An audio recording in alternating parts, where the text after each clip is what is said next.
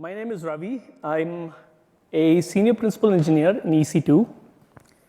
I'm so excited that all of you are here because I'm going to be talking about hardware, low-level firmware, BIOSes. If that's your kind of thing, you're at the right place. Just show of hands, how many of you've been, or how many of you have heard of Nitro before? Awesome. How many of you have heard of bare metal instances before? You're going to love this. So in terms of an agenda, here's what I'm going to do. I'm going to spend a little bit of time talking about Nitro.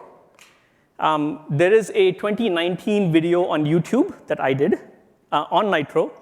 And so the first 10 or so slides is going to sound roughly the same. Don't panic. I do that because a lot of you are new to Nitro, and I want to set the foundation. Then I'm going to talk a little bit about kind of the continuous innovations. If you've been listening to all the keynotes, Dave Brown, Peter DeSantis, there's a lot of talk about Nitro and the new instances and the new platforms and Trainium and Inferentia. So I'm going to touch upon those, but very, very briefly, because this is a technical deep dive. And then I'm going to deep dive on two main topics. I think they're interesting. First is security, because it comes up in so many conversations. And then I'm going to spend a little bit of time talking about Amazon EC2 bare metal instances. And the reason I want to do this is because I'm often in customer conversations where we talk about bare metal, but customers confuse bare metal with things like dedicated hosts. And I want to clear up that. So let's get started. So let me take you back a little bit. In roughly 2013, we started doing things like offloading I/O. So the first thing we offloaded was, now remember, these are Zen hypervisor-based instances in 2013. We decided that we wanted to offload network I/O. So the way we did things was we had a Intel 8259 NIC on the platform, and we had a custom Nitro Card built. That was the first Nitro Card built that basically let us do our VPC traffic. So customer instances talked to the NIC, the Intel NIC, and then when the packets actually went out, they got encapsulated by the Nitro Card and actually went out on the wire. So it was just a bump in the wire. And this obviously saved a bunch of CPU cycles on the host CPU. And just so for clarity, when I say host, I mean the actual CPU where customer instances run. When I talk about servers, I'm talking about the entire platform, including the Nitro Cards, just so you're clear. And then as time went on, in 2015, we decided we were going to offload storage. So the first thing we offloaded was EBS, the Elastic Block Storage. And in order to do that, we started working with a company called Annapurna Labs. This was a fabless semiconductor company. And they were the first company that were actually seriously thinking about NVMe, the non-volatile memory express interface. NVMe is awesome. It's an interface that scales really well for high-performance storage. And so the next thing we did was we offloaded EBS to this new card that we built. The card exposed NVMe to instances. And so now what was happening was instances were actually getting more CPU cycles because they were not spending CPU cycles processing network traffic and storage traffic to do things like completions and submissions and so on, because all of that was offloaded to the cards. And then in 2016, we offloaded. So after we offloaded EBS storage, we decided the next thing we wanted to offload was local instance storage. And as I go through the presentation, I'll kind of describe the differences between EBS storage and local instance storage. And that led to our i3 instances that were pretty much used by VMware as a first customer. But as you can see, the story has been that over time, we started to offload things to Nitro Cards. And in 2017, we actually decided to offload our hypervisor.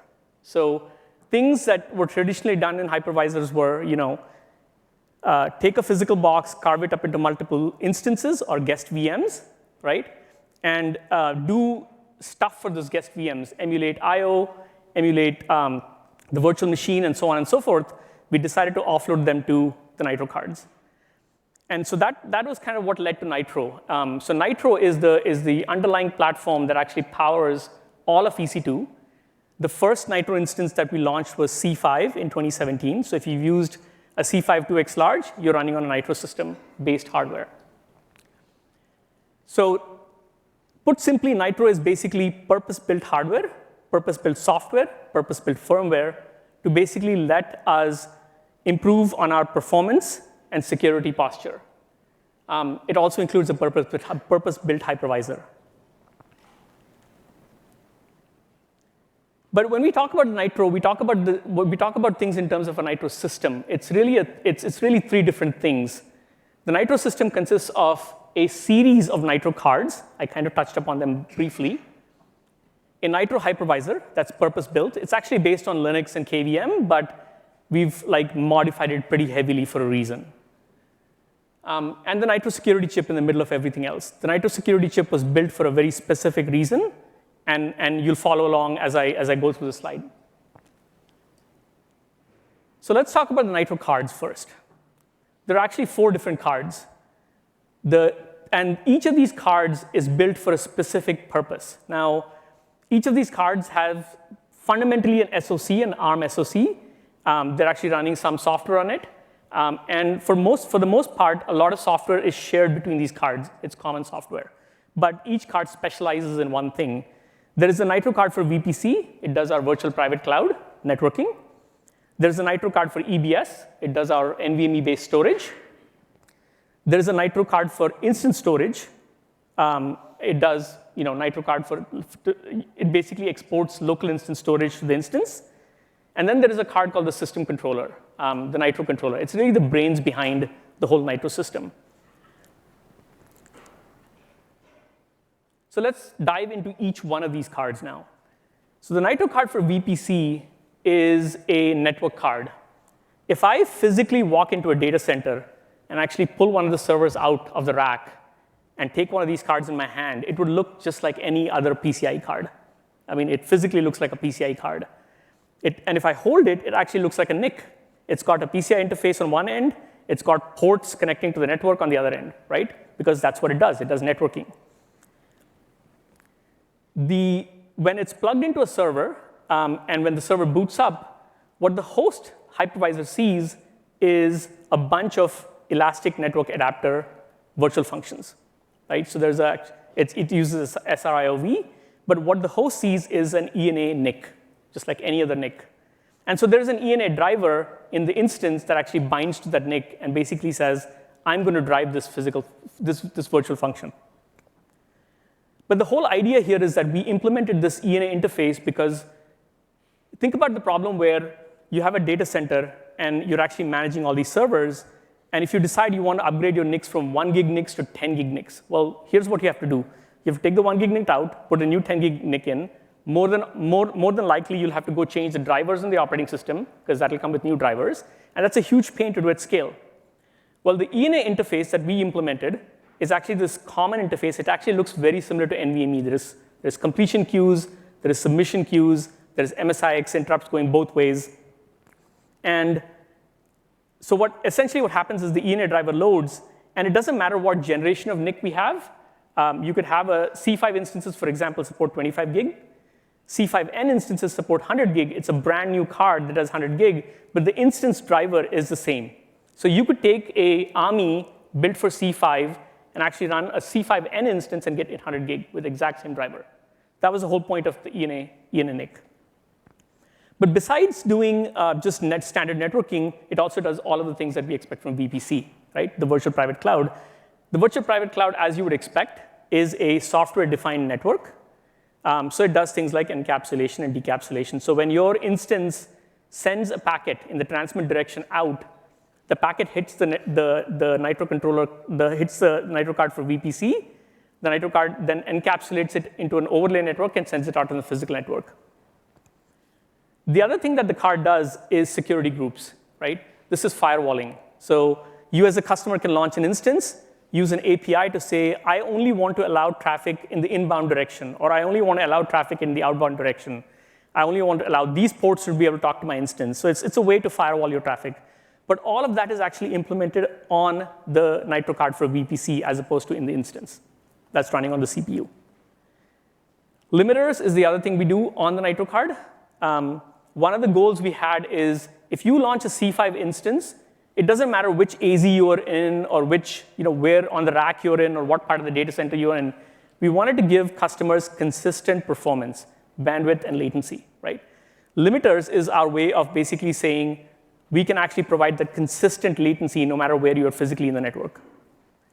And then the last thing the Nitro Card for VPC does is routing, which is what you would expect when you have a bunch of instances in your VPC and they need to talk to each other. But the key point here is that the Nitro Card for VPC offloads all of this stuff, and it doesn't consume cycles in the instance. The other thing that the Nitro Card for VPC does is this thing called Elastic Fabric Adapter. In fact, we actually built this for applications like HPC and machine learning. I have a background in HPC, so I'll go into this a bit. But on the what is it? Is your left side is a classic HPC application running on a standard TCP/IP network, right? So the MP application, in this case called HPC application, when it wants to send a packet to the network, that packet has to traverse the entire TCP/IP stack down to the ENA driver and then out the wire. What happens with EFA is a fabric. It's a high-performance fabric. So HPC applications and machine learning applications sit on top of libraries like MPI and Nickel, NVIDIA's Nickel. But they use this library called libfabric. And libfabric lets you we implemented a provider for EFA that basically says, when you want to initialize the adapter, you go through that part that says, transition from libfabric to user to kernel back into the EFI driver. But once the setup is complete and you have queues, the application talks directly to the hardware. There is no ring transition from user mode to kernel mode. So you get this really high performance, high bandwidth, low latency, and it's perfect for HPC. The reason this is interesting is typically HPC applications are trying to solve large problems, right? They're trying to solve protein folding or molecular dynamics or some fluid simulation. And in order to solve a large problem quickly, they distribute the problem across many nodes. Well, the nodes do two things. They compute stuff, right? So you use AVX instructions and you use cache prefetching and so on. But at every stage, they have to exchange a bunch of partial results with each other. And in order to do that efficiently, they need a high bandwidth, low latency network. And in order to do that, when you use something like EFA, you get really consistent high performance. EFA is actually based on an underlying protocol called Scalable Reliable Datagrams. And I pulled up this paper, and I thought I should just link it in my slide deck here. This is the paper that actually talks about the implementation of SRD that EFA uses. SRD was designed for data center environments, and it uses things like multipathing. So if there are hotspots in the network, we actually work around them. And before I move on from this slide, one of the things I'd like to mention is I think yesterday there was announcements of this thing we call EFA version 2 or EFA v2. It's something we've been working on. So EFA was launched in 2018. And since then, we've been improving the performance of EFA. And customers have been enjoying all the improvements we make because we are able to actually update our machines dynamically when customers are running. EFA v2 specifically brings two main benefits. The first is it enables full RDMA semantics. So if you're doing HPC applications with RDMA. And the second, it actually goes from 100 gigabit to 100 gigabit, which is what EFA v2 does. But in general, if you look at ENA and EFA, this is what's been happening in EC2, right? In 2013, I mentioned the 8259 NIC with the bump in the wire. We were at about 10 gigabits per second with the Intel 8259 and NIC. In 2017, 2018, when we launched C5 with Nitro, we were at 25 gigabits per second. So there were instances that could actually see 25 gigabit per second. Then we launched our C6 instances recently. They offer 50 gigabits per second. We also have network optimized instances that do 100 and 200. So like C5N was 100 gigabit per second NIC. And we just announced a bunch of NICs yesterday with C6IN, M6IN, R6IN, our Ice Lake-based instances that do 200 gigabit per second bandwidth. And then if you obviously combine multiple cards in a platform and you use multiple NICs, you can actually get 400, 800, and I believe even 1600 gigabits per second. The next card in my series is the Nitro Card for EBS. The Nitro card for EBS is, again, it looks like a pretty standard PCIe card, but what it does is when the host boots up, it actually exposes NVMe to the host. It actually, so from an instance perspective, the instance has an NVMe driver. NVMe is a pretty standard protocol.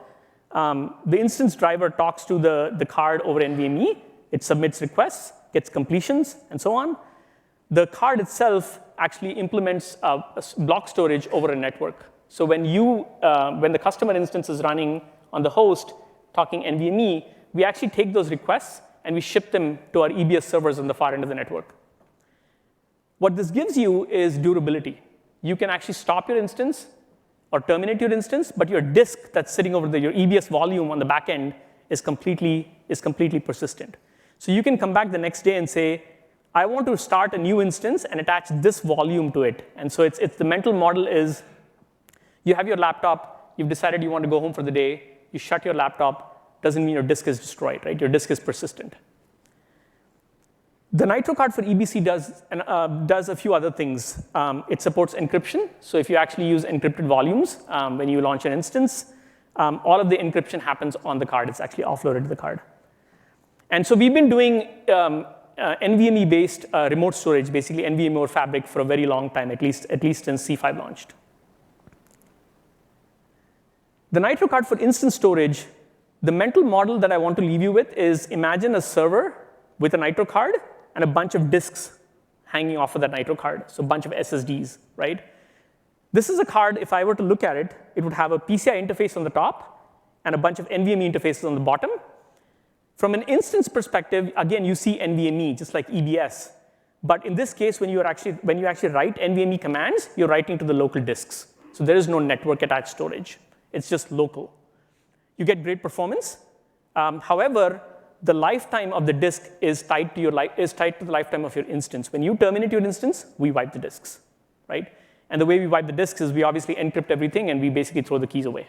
It's that simple, and we trim the drive. A lot of our customers, especially database customers, use this particular storage. They build their own replication strategies and whatnot. But local instance storage actually is extremely high performance. And like I mentioned, we also do all of the encryption on the card. We do limiters.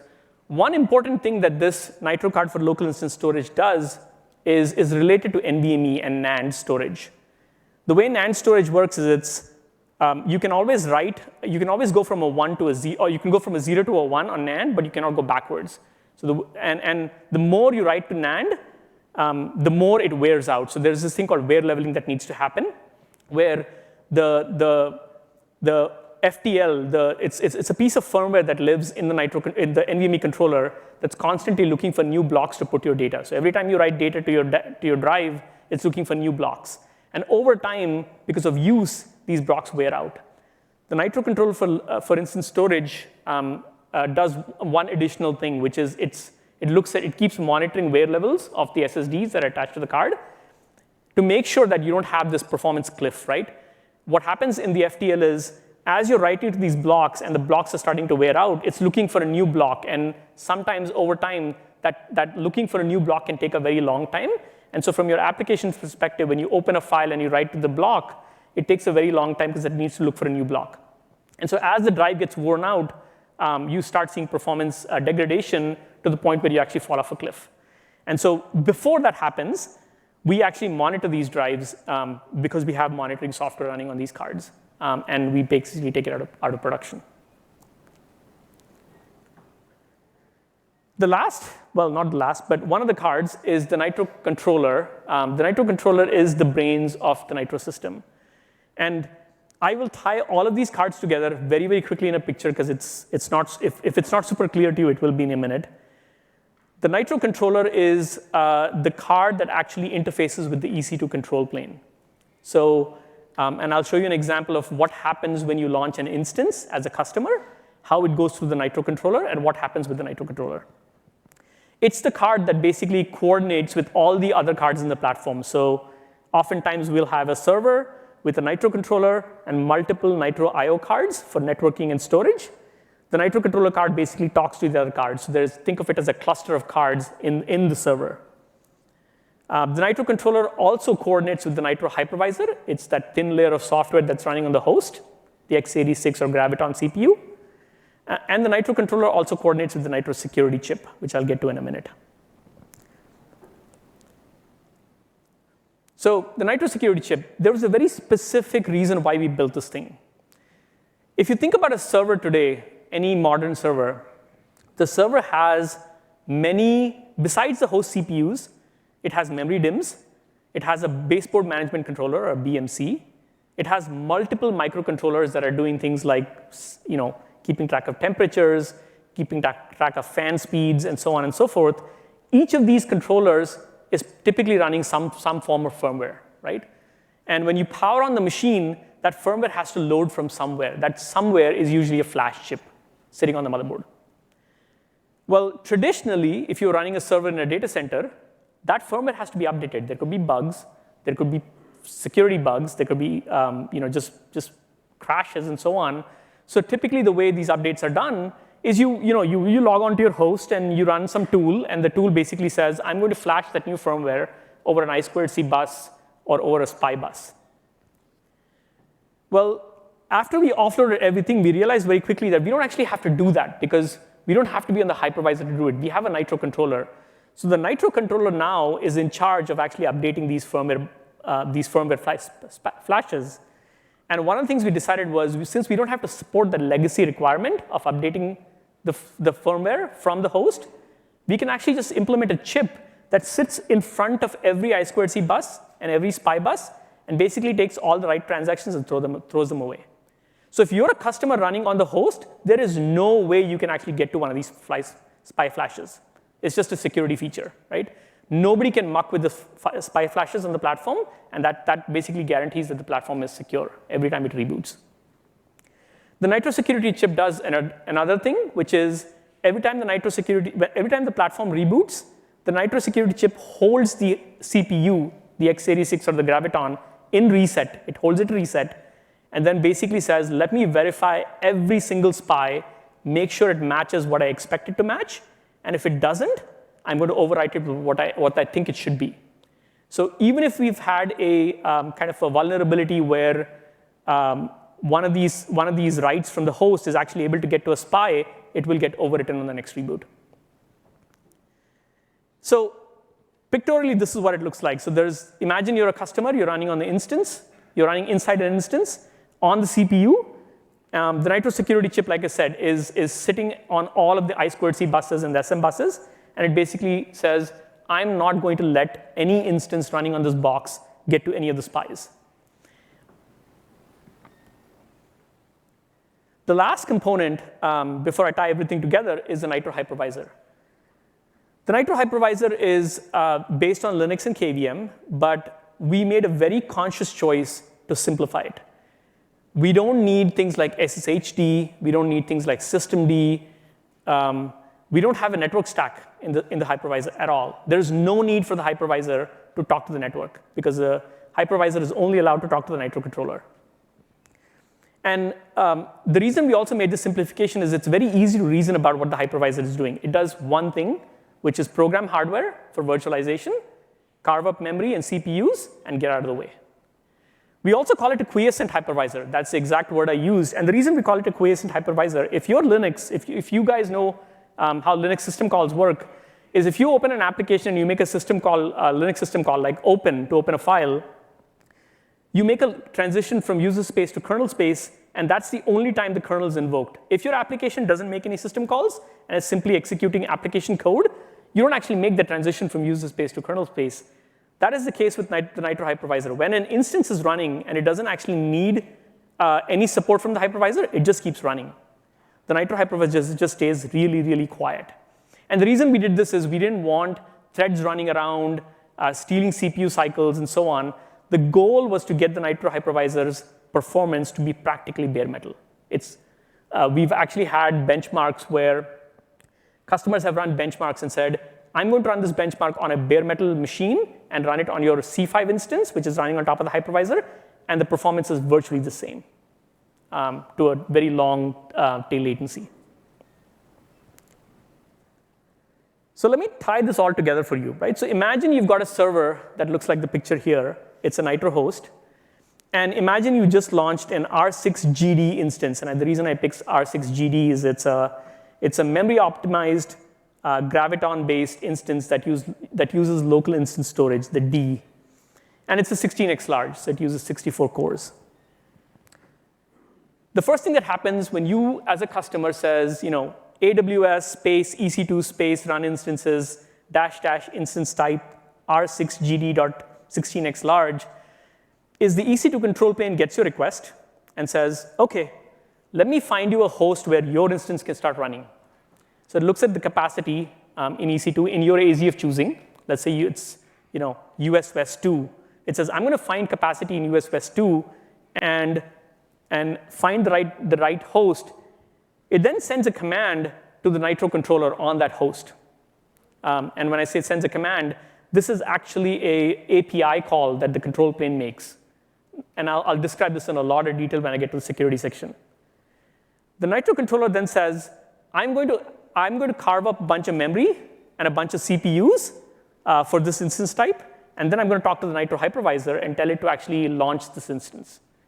The Nitro hypervisor receives the command and basically says, OK, I've programmed the hardware bits, VTX, VTD, all the virtualization features in the CPU, and I'm going to get out of the way. Step 4, the Nitro controller sends another command and says, by the way, in order for that thing to boot, it needs an EBS volume. It needs an AMI, right? For those of you who know what an AMI is, an Amazon machine image.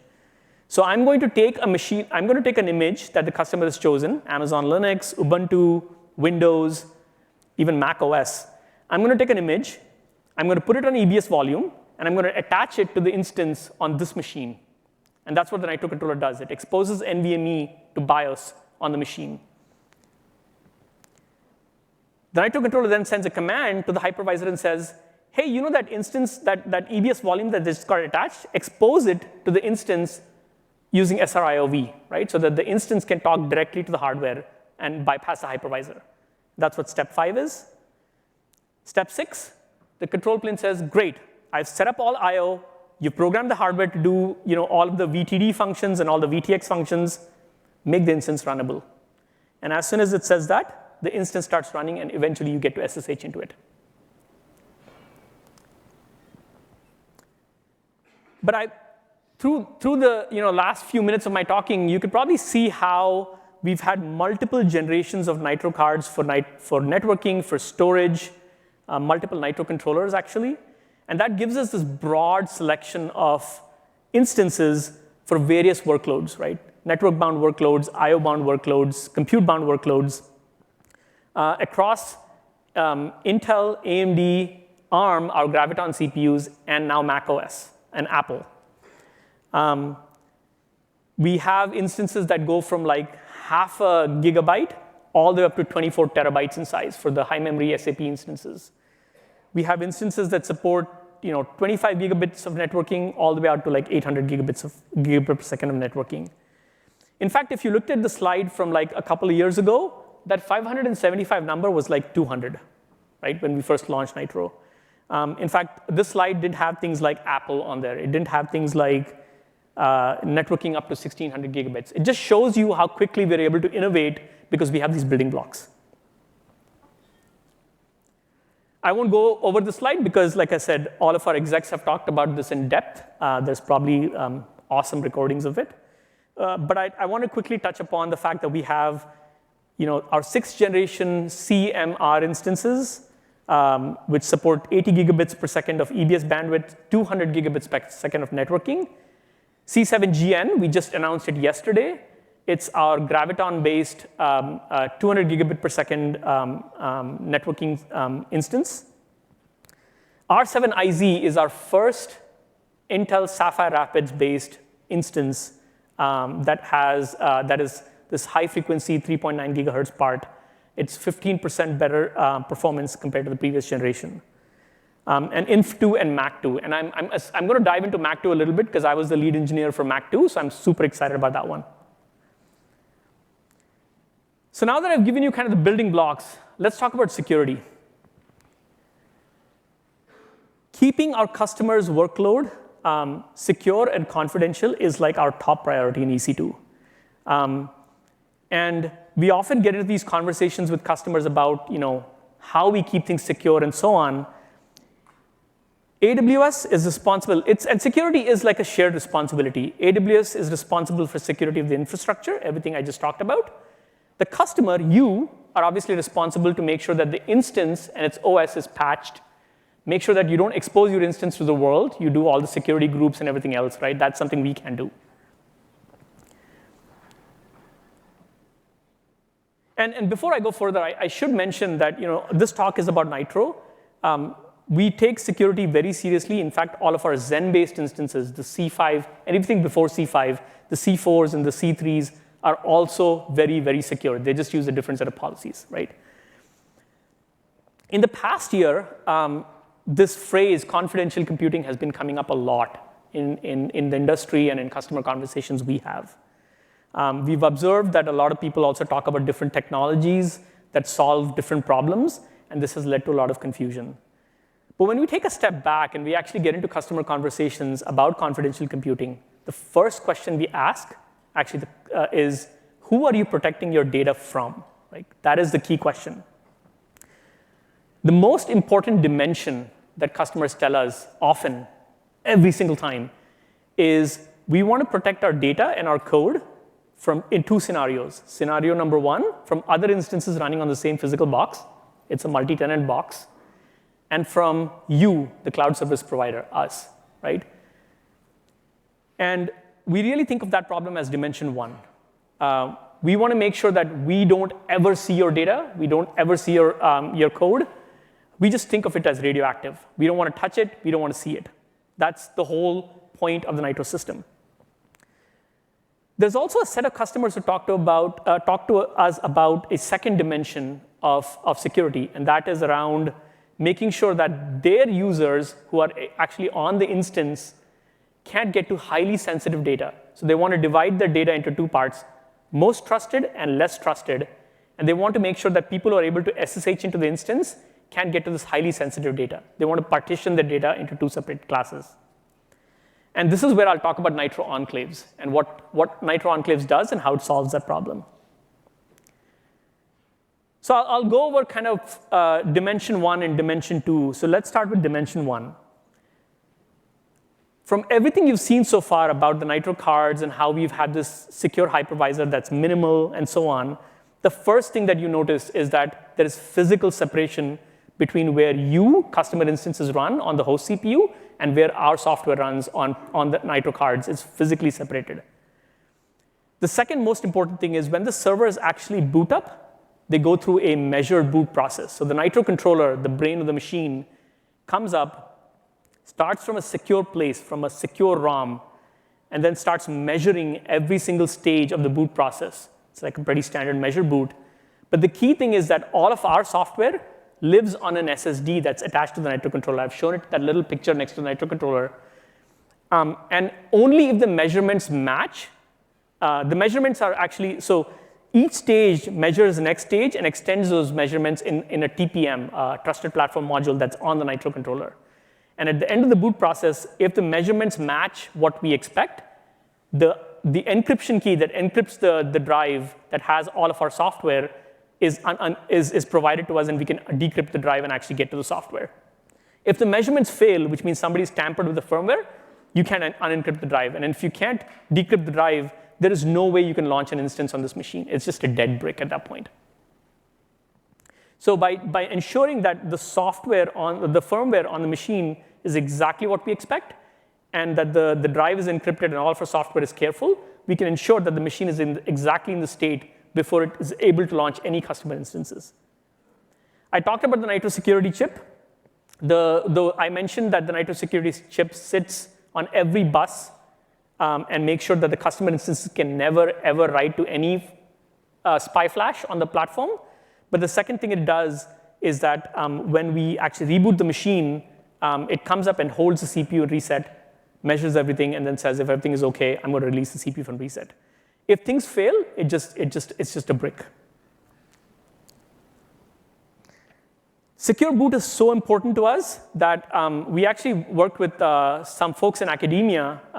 Some of my colleagues worked with folks in academia to come up with a paper that actually formally verifies that the secure boot process that we use on these servers is correct.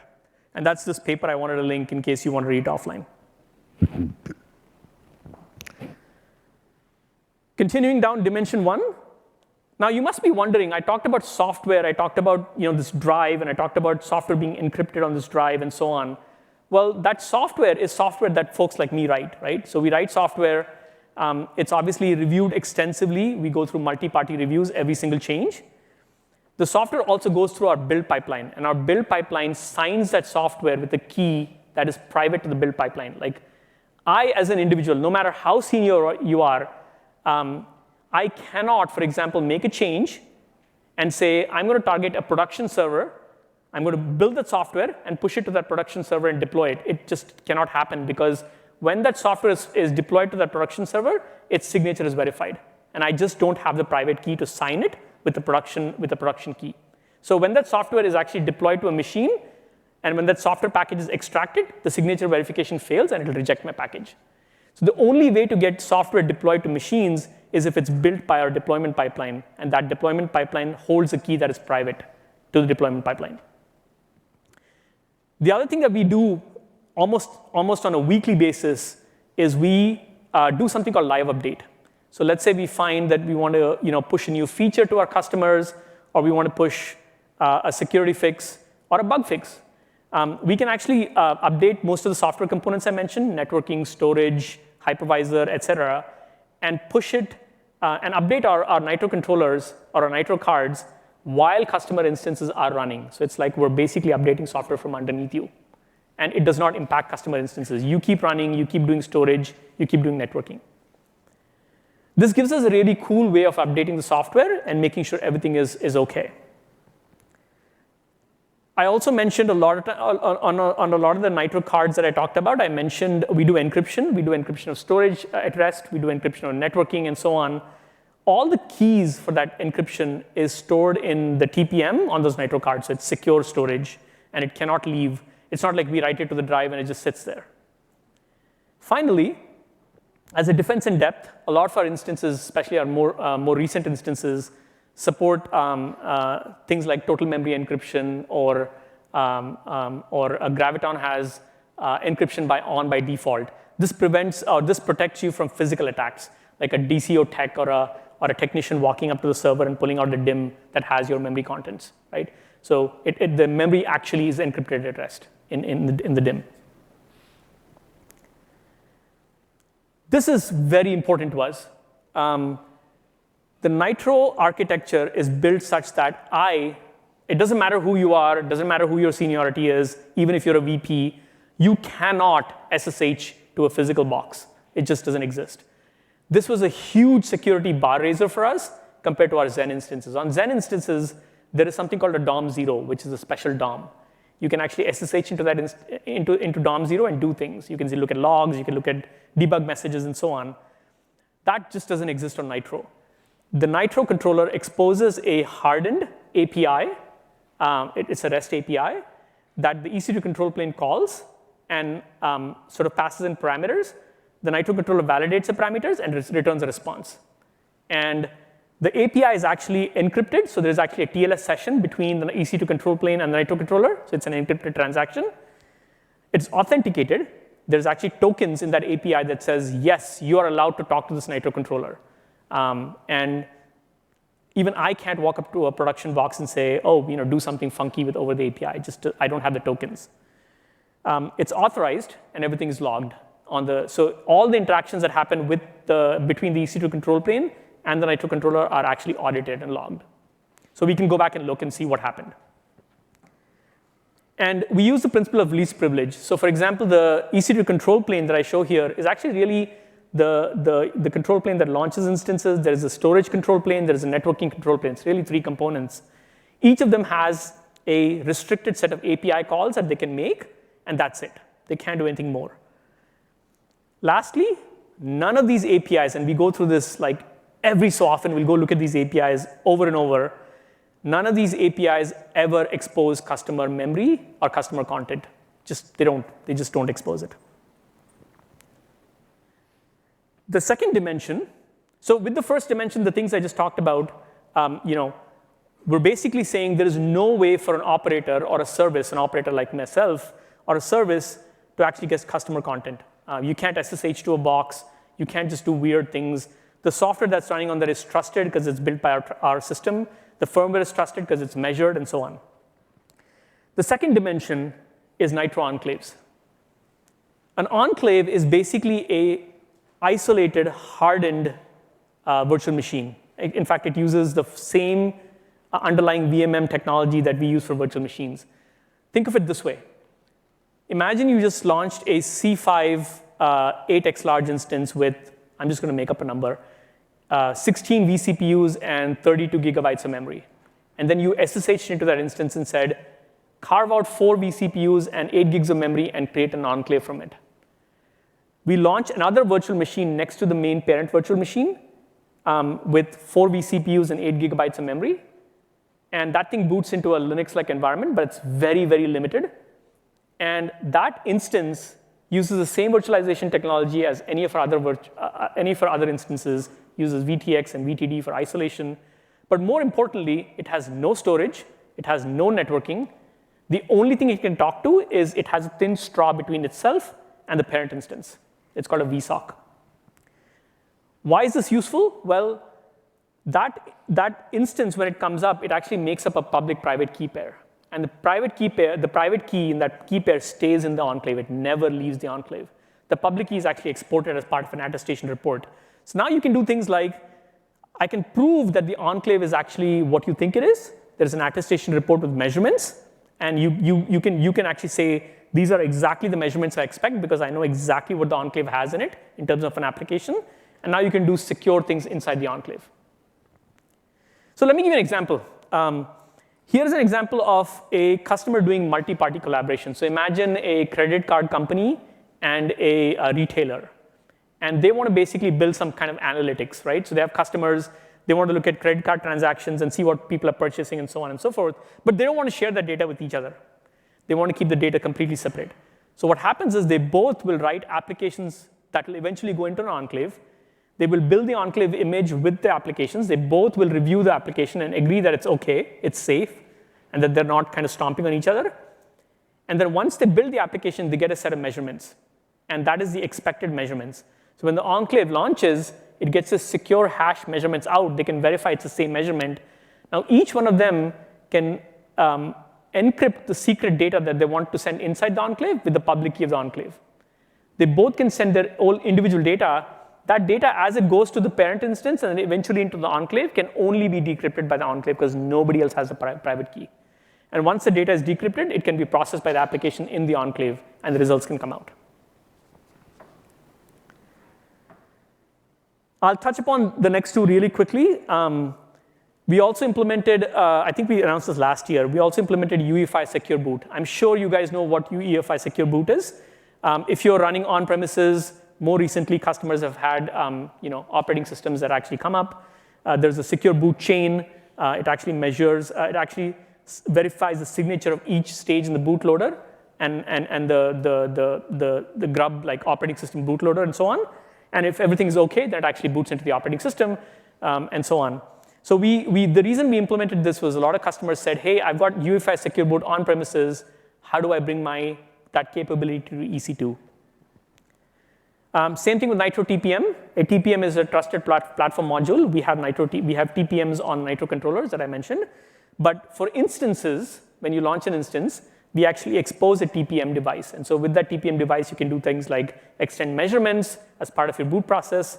Then you can tie it to things like, you can actually encrypt your EBS volumes. In addition to the encryption we do, you can use things like BitLocker or Lux encryption if you're using Linux. And you can tie it to the TPM's measurements. I also want to share this paper, actually published last week, if you look at the date on it. It talks about all kinds of details about stuff I mentioned. And this is actually a wonderful read. The last thing I want to cover in the last 15 or so minutes is EC2 bare metal instances. So the reason I want to cover this topic is I am in customer conversations often where customers ask me questions like, should I use Nitro or should I use bare metal? And I want to clear that up. So the whole reason we built EC2 bare metal is back in 2016, VMware came to us and said, hey, we've got customers on-prem. They use VMware. They use vSphere and NSX and vSAN and so on. And they have tooling around all of the control plane APIs that VMware exposes and all the operational muscle that they've built. But they don't want to manage their infrastructure. So what we want to do is we want to have those customers move to a public cloud like AWS. But we don't want to have them relearn EC2 APIs and do all of that stuff. So we sat down with them, and they basically laid out a vision for a managed, software-defined data center as a service. Now, if you've been following the Nitro story I've been telling you so far, notice how we offloaded pretty much everything to the Nitro Card. We got to the point where we said, do we even need a hypervisor? The only thing that the hypervisor does is it carves up memory, CPUs, and basically protects the underlying platform from writes from instances, right? Well, we have a Nitro security chip for that. We don't need the hypervisor. So let's get rid of the hypervisor. And that's what bare metal is. It's exactly the same thing as a virtualized instance without the hypervisor. And I'll show you what that means in a minute. But there are lots of use cases that came out of this, right? The one I mentioned where you don't have to use our hypervisor. If you don't, you can launch an EC2 bare metal instance and bring your own hypervisor like ESXi. Customers also use it for clear containers if you want to build containers that are more secure than basic containers. But the one that I like the most is the third bullet. Even if you launch a C5x20 or C5 24x large or a C6i 32x large, the full instance, the full slaughter, right? You will not get exposed, or the hypervisor will not expose all the performance monitoring counters to you. There are some that are kind of not fully exposed. And if you're doing things like performance measurements of your applications running in your instance, you need access to performance monitoring counters on Intel, for example, on the Intel CPU. There are three types of counters: software counters, hardware counters, and memory counters. Things like TLB misses and page cache misses, and what are my threads are doing in terms of hotspots and cycles that I'm spending on things, etc. Well, when you're running on bare metal, you are running on bare metal. You're literally running on the CPU. There is no hypervisor. So you get exposed to all the instances. And actually, Intel has a really nice paper on this where they talk about virtualized instances were bare metal. But just to put it in pictures, this is what happens when you launch a C6i 4x large instance. It is one of, in this case, 3 instances on the physical box. You guys have already seen this picture, the Nitro Controller, the Nitro Cards. And you happen to be one of the instances. Let's say Nitro Instance 1. I can also launch a C6i 32x large, which is the full machine, right? I'm occupying all vCPUs. The hypervisor doesn't use anything because it's just quiescent and it's just sitting there. But roughly, the picture looks the same as the 4x large, except that it's all CPUs and all memory. What happens when you launch a bare metal is the hypervisor disappears. It's just that. Now, if you think about what I said about how an instance is launched, that's exactly what happens here. The EC2 control plane is talking to the Nitro controller. The Nitro controller at some point says, turn on the CPU. I'm exposing EBS as an NVMe controller to BIOS. BIOS comes up and says, I need to boot from something. There is no SSD connected to the platform. The only choice I have is that NVMe controller SE, and it boots your ARMY. That's exactly what happens when you, and if you notice, if I go back one step, notice the specs on the 32x large: 128 vCPUs, 256 gigabytes of memory, 50 gigabits of network, 40 gigabits of EBS. That's exactly what metal is. So it's exactly the same specs. In fact, it's priced exactly the same for that reason. The only thing is you have to pick your use case and why you want it. So just as an example, I actually launched one last Friday. This is our 6th generation Ice Lake-based metal instance. You can see I launched C6i metal from the console. That's my instance ID, and that's my public IP. I SSH'd into it. I booted Amazon Linux. I ran an IMDS query. It's a C6i metal. There's 128 vCPUs, roughly 256 gigabytes of memory. The one thing is, when we launch virtualized instances with our hypervisor, we only expose a handful of devices, PCI devices, right? But when you're on bare metal, you see everything. So there's a bazillion devices. You can see all kinds of Intel devices. The three that are most important are the 80-50 UART that we emulate, the EBS 0061 device, and the ENA, which is what you booted from, and that's your primary network interface. Lastly, EBS is exposed as NVMe. So I installed NVMe CLI, and then I ran the identify controller command, and you can see it says it's my EBS volume, and I can do ls block and see. So it looks pretty standard. A lot of times customers come to us and say, should I use virtualized 32x large, or should I use a bare metal? Well, it depends. 32x large is awesome. Like I said, our hypervisor is super thin. The performance of the hypervisor is practically bare metal. In fact, I pulled this picture off of a blog from 2018 that compares 4 HPC workloads between C5 and C5N. C5N is our high networking instance. I compared C5N 18x large with our C5N metal to show the overhead of the hypervisor. The gray bars are normalized. That's what and the purple bars are what happens when you run on the C5N 18x large. You can see that the difference is roughly 1% between the hypervisor-based instance and the metal instance. And on the bottom, I have this chart that shows kind of the specs of the C5N 18x large and the C5N metal. They're virtually the same. In terms of like the actual launch of an instance, it's exactly the same APIs, it's exactly the same armies, it's exactly the same instance lifecycle. What I mean by that is, if you SSH into your bare metal instance and say sudo shutdown -h now, it's going to behave exactly like you expect, like a virtualized instance. It's going to shut down. If you say sudo reboot, it's going to reboot and come back up. The way you stop your instance from the EC2 control plane is exactly the same. The SLA is a security bar because it's all running on Nitro is exactly the same. And you get elasticity. So you can actually launch EC2 bare metal instances up and actually terminate instances and go back down. And it's completely on demand. It's not like you're reserving a machine for yourself somewhere. So which one should you use? Well, it depends on your use case. If your use case, in fact, a lot of times we tell customers, if you're asking us this question, chances are you don't need a metal. You're fine with virtualized. If your use case is one where you want to bring your own hypervisor or you want to do some deep performance analysis, like I said, you probably want bare metal. One of the pain points with bare metal, in case you haven't caught it, is when you actually say, AWS space, EC2 space, instance type, --c5.metal, for example, is it used to take like 6 to 8 minutes for that instance to come up to where you can SSH into that box. And this was a huge pain point for our customers because they're like, well, when I launch a virtualized instance, it comes up in 40 seconds. How come your bare metal stuff takes so long? Well, we worked on it. And because we have a Nitro Controller and because we have system BIOS, or the BIOS on the platform that is owned by us, we actually implemented a protocol between the Nitro Controller and the BIOS, that thing. And so what happens is, now if you think about BIOSes, right? System BIOSes come up, and they initialize the platform, they initialize the memory DIMMs, they initialize PCIe, then they look for a bootable device. They look for any kind of disk to boot from. Well, what we told BIOS is, hold on, there is no device at the moment. When I get an instance launch and an EBS volume gets attached, I will release you. Then you go scan for the PCI bus and look for an EBS volume. And so that's exactly what that interface does. It's able to hold BIOS at a place where it's just ready to go. And as soon as we attach that EBS volume, we say go. And so that effectively reduces the launch time of an EC2 bare metal instance to like 40 seconds. My C6 iMetal instance that I launched, it came up in 40 seconds. So it was a 90% reduction in launch time. This was a fun one.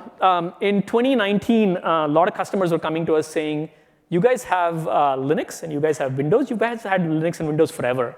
When are you going to bring macOS to the cloud?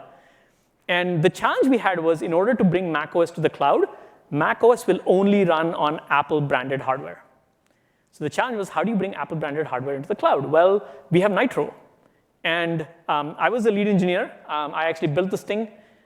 We took a standard Apple Mac Mini. It's not emulated. It's physically, I drove to the Apple store, bought a Mac Mini, and brought it to our lab.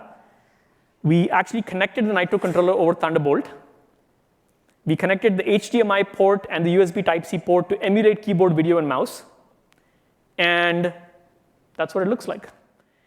From an instance launch perspective, same API. You just say -- instance type mac1.metal, and you're a bare metal customer running on the Mac Mini, physically on the Mac Mini. There were a ton of challenges, which I won't talk about right now, but we've been in production for about 20 months and lots of customers.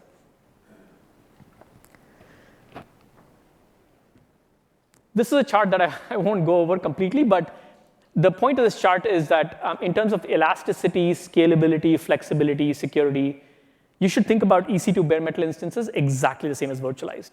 The only differences between virtualized and bare metal are those asterisks. You can obviously scale horizontally because you can launch multiple bare metal instances, but there aren't multiple sizes of bare metal instances. It's a full slot. It's a full machine that you're getting, right? And then there is no hypervisor. That's the only difference between virtualized and bare metal. And if you compare that to sort of legacy bare metal, and this is where the confusion comes in. When we talk to customers about bare metal, customers automatically imagine that they're going to send us a ticket and we're going to reserve some machines for them in some lab somewhere and give them a private IP address. No, it's the same API. You launch a machine, you terminate a machine, a second later, you get billed for 1 second, but it's bare metal. And so you don't have to like plan and procure, and you don't have to sort of compromise on the elasticity that EC2 brings.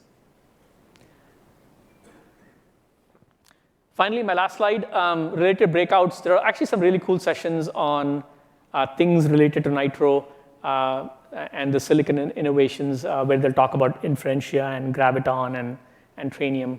I think you should go listen to some of these things. So that's it.